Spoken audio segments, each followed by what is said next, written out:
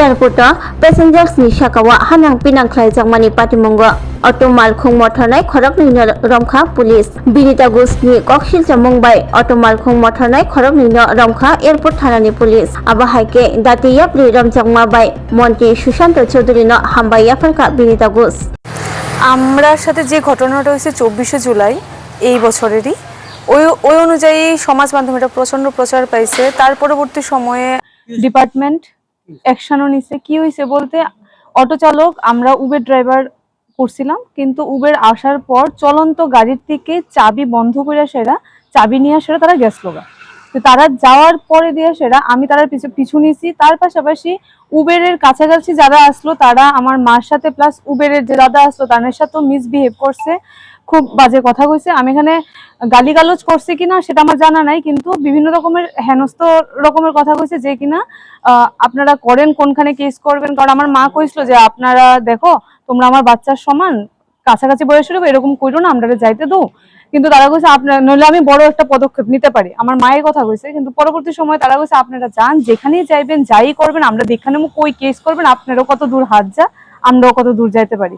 এই হুমকিটা আমার মারে দেওয়া হয়েছিল, পরবর্তী সময় আমি জানছি।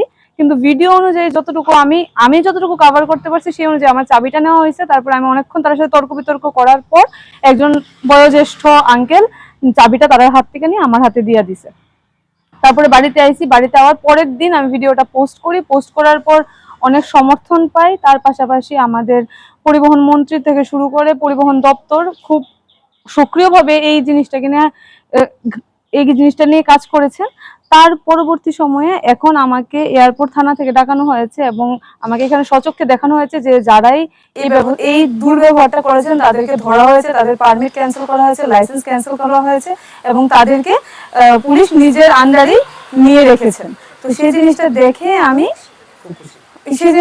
খুব খুশি। আর আমাদের শ্রদ্ধেয় সুশান্ত চৌধুরী স্যার আমার সাথে ব্যক্তিগতভাবে যোগাযোগ করেছেন এবং আমাকে কনসোল করেছেন এবং উনি আশ্বাস দিয়েছেন পরবর্তী সময়ে এরকমটা না হতে পারে এবং উনি ভালো একটা প্রচেষ্টা করবেন আমাদের এয়ারपोर्टेर व्यवस्थार जन्य।